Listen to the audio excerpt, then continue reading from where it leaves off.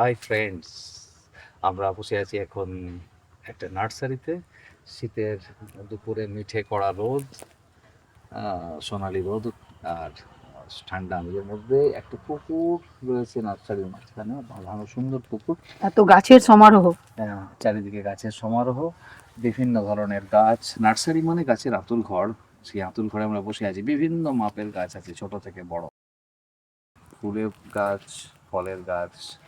এখান থেকে আমরা জানি বিদেশেও নাকি গাছ পাওয়া যায়। তো মিস্টার ভৌমিকের এই নার্সারি আমরা দেখাবো আর আপনারা দেখবেন। আমার তো এই পুকুরটা ভালো লেগেছে, সত্যি কথা বলতে গিয়েছে। আমি তো স্নান করতেও চাইছিলাম।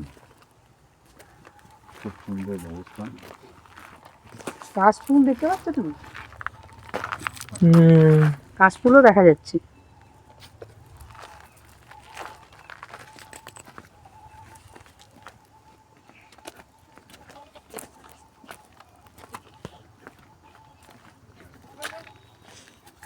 জবা হয়ে আছে।